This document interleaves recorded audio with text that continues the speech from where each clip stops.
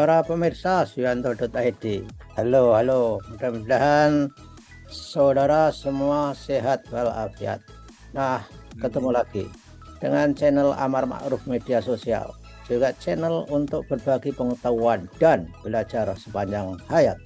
Nah, jangan lupa klik subscribe dan share video ini supaya bisa mendapatkan manfaat yang sebesar-besarnya bagi sesama atau bagi mahasiswa baru di perguruan tinggi.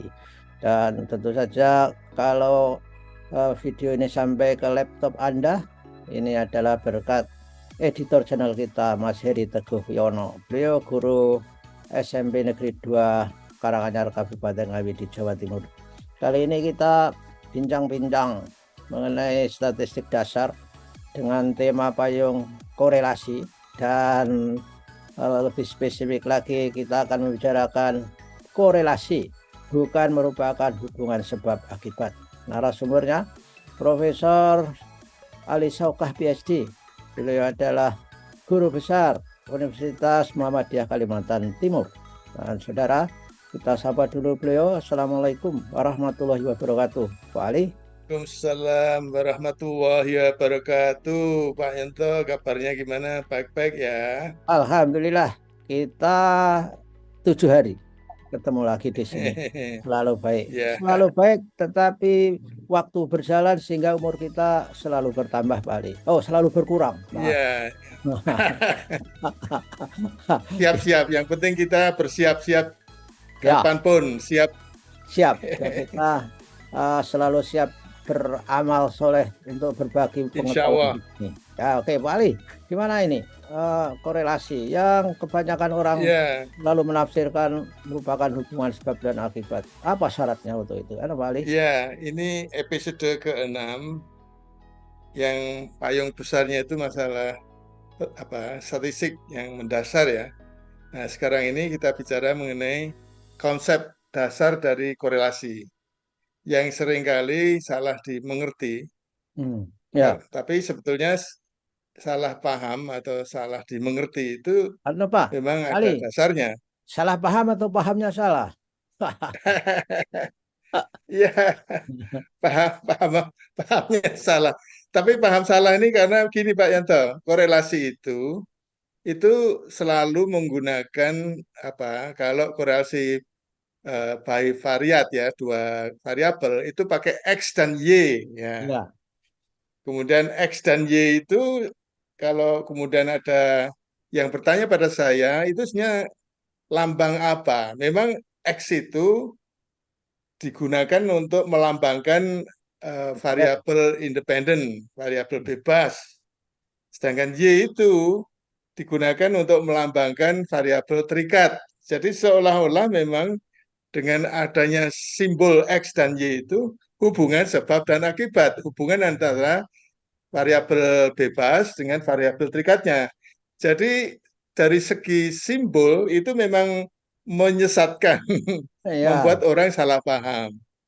Padahal sebetulnya Pak Yanto, korelasi ini alat alat untuk digunakan mengolah data ya, menganalisis data, bukan desain. Jadi kalau ah, sebab dan akibat itu dihasilkan dari desainnya. Ya, jadi bukan bukan jadi desain apapun itu bisa saja menggunakan statistik apapun sesuai dengan tujuannya. ya, Jadi yang menghasilkan katakanlah hubungan sebab dan akibat itu bukan statistik yang digunakan, tetapi desain yang digunakan. Nah, yang Pak Yanto yang seringkali dilupakan ya, itu sebetulnya fungsi korelasi itu jelas, yaitu untuk memprediksi. Ini mestinya mudah saja diingat ya. ya, Memprediksi, bukannya kemudian sebab dan akibat yang kemudian bisa istilahnya itu controlling ya, mengendalikan. Kalau hubungannya sebab dan akibat, maka bisa saja digunakan sebagai mengendalikan ya, cara untuk mengendalikan sesuatu terjadi atau sesuatu tidak terjadi ya, mencegah dengan adanya hubungan sebab dan akibat itu bisa saja membuat sesuatu terjadi Jadi misalnya dalam hal pengobatan, ya itu Ya. sebab dan akibat.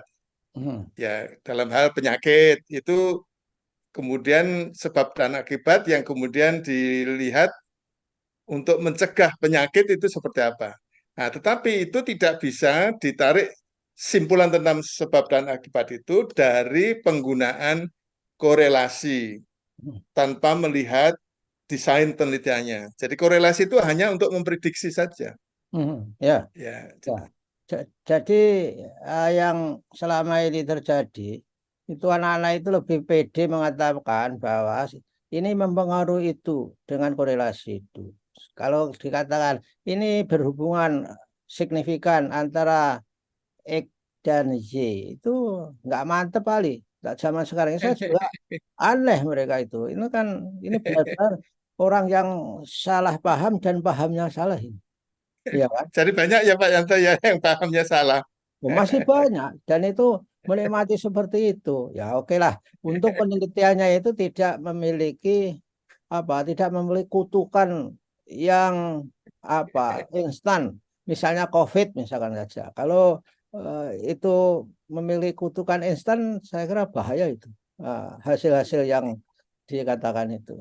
Nah, ini kan Iya, Nah, itu sebetulnya kan seperti expose waktu, yang desain expose waktu itu banyak iya, yang menggunakan korelasi yang selalu mengklaim bahwa iya, Y dipengaruhi X, padahal hanya berasosiasi saja kan itu yang sebenarnya. iya. Ya, Jadi ya kalau expose waktu itu desainnya memang kemudian hubungan sebab dan akibat itu dilihatnya mana yang terjadi lebih dulu. ya, Yang, ya, ya yang itu. terjadi lebih dulu diduga itu menjadi penyebabnya. Tapi kan, tapi kan, anu, faktor lain yang berpengaruh pasti Ya, banyak. Enggak, ya, enggak segampang itu karena tidak controllable mereka itu. Ya. ya.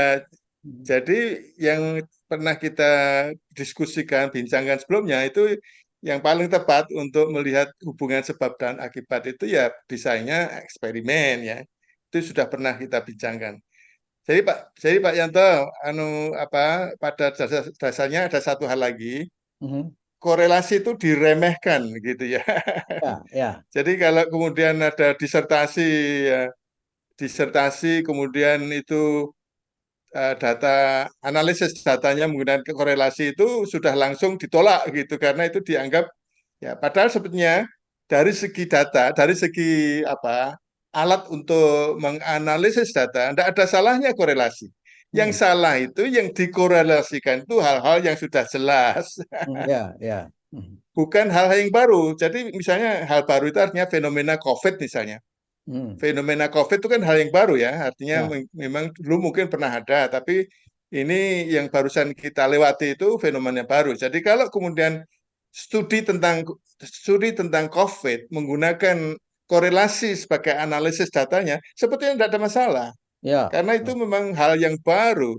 Tapi jangan kemudian kalau dalam kaitannya dengan kebahasaan Mas Pak Yanto mengenai korelasi antara vocabulary kosakata dengan membaca, yaitu sudah tidak perlu lagi dikaji. Bukan korelasinya yang salah, tapi variabelnya yang dipilih itu yang sudah nyolok kok, sudah Ya, jelas-jelas kok masih diteliti lagi. Gitu Pak Yanto. ya, Ada atau satu hal lagi, ada ya, satu hal lagi Pak Yanto kalau masih ada waktu. ya, masih atau dengan ini Pak Ali, korelasi antara gizi dan kecerdasan itu kan ya sudah jelas ya. Jadi Iya, ya, itu iya saya Pak kira Yanto. paradigma berpikirnya yang perlu. Iya, Nah, jadi korelasi nggak salah tapi dijadikan culprit, dijadikan pesakitan untuk banyak orang. Ya iya apalagi Pak Yanto. Ada ada salah paham lagi, ada salah ya. paham anu, salah paham atau pahamnya salah, Hmm. yaitu mengenai penelitian yang menggunakan korelasi sebagai alat untuk menganalisis datanya, yang mengandalkan pada simpulan, data Hmm. itu diperoleh dari simpulan untuk diberlakukan pada populasi. Ya. Sehingga dalam hal korelasi masih perlu dilihat apakah korelasinya itu signifikan atau tidak signifikan. Hmm. Nah, ada juga yang salah pahamnya itu begini, dilihat itu tidak signifikan, ya, Ya. tidak signifikan, tetapi ada angka yang lebih dari nol, ya. Dikira yang Nah, namanya tidak ada korelasi itu nol, padahal kalau korelasinya itu lebih dari nol, hmm, tetapi tidak signifikan, itu juga harus anggap sebagai tidak ada korelasi.